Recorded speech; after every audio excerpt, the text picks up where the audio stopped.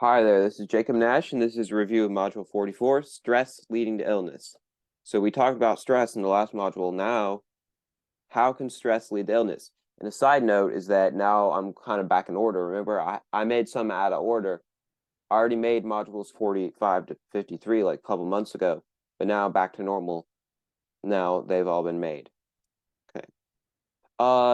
Stress is not good. So this is just a side note. Uh, as we'll learn, it can lead to a lot of bad things. Are you commonly stressed out? That might lead to bad things that you might not know. I know that I've had stress problems before, so let's see what things might happen and why we might want to address the situation. Psychophysiological illness. The reason why I made the first part of that word gray is because it's such a long word. But anyways, this is just considered a mind-body illness. So something from your mind makes your body ill. Example can be headaches.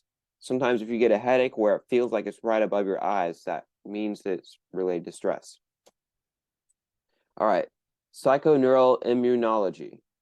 That's a very long word, might be the longest word you have to know in this course. But it is the study of, anytime you see ology, geology, psychology, stupidology, whatever, it means it's a study of something. The study of how psychological, neural, and endocrine processes affect immune system and overall health. So this is just also pretty much looking at how can stress affect sickness. So lymphocytes, these are just white blood cells, and two that you need to know are B and T. B is for bone marrow, so maybe that's easy to remember, and they help to fight infections. Oh, so tired, can't even talk today. You notice all the modules 41 to 44. I sound strange on it probably. T, this is for thymus.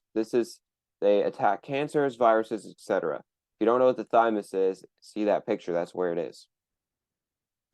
So stress can cause colds. That's something that we have been able to study.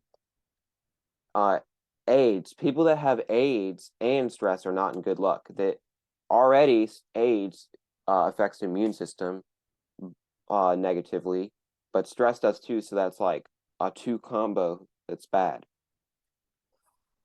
Cancer. So we have not determined that stress causes cancer, but we have determined that it's more difficult to fight off cancer. So whereas some people might be able to beat cancer, people that are stressed may not be able to as easily.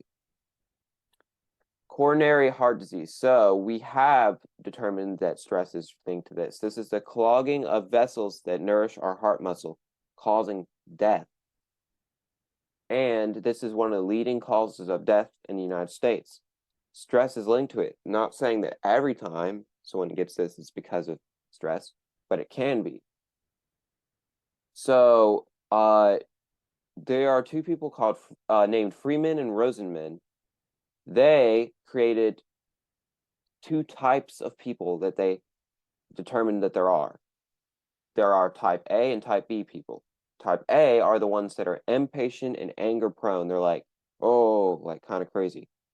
Type B are the more easygoing and relaxed people.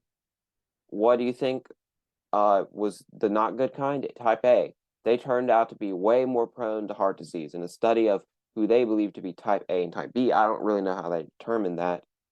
But they did determine that the people that they called type A were the ones that were way more prone to heart disease. All right, let's look at some questions. What personality type leads to a greater risk of heart disease? Just said type A, the more anger prone and stressed out and impatient kind. What is most likely to have an impact on immune system's ability to ward off illnesses? Stress is a potential cause of affecting our immune system's ability to fight off illnesses. How do stress hormones affect our immune system? So I know I didn't really say these, but it kind of was like intended or whatever, not intended, implied. Stress hormones negatively impact our immune system by making it harder for them to fight off germs. I did kind of say that. That's the reason why it can cause colds. How does stress influence the healing of surgical wounds? Well, even though I didn't say that, you might assume that those that are more stressed heal slower. That kind of just makes sense. So there you go. Thanks for watching, and good luck on your unit test.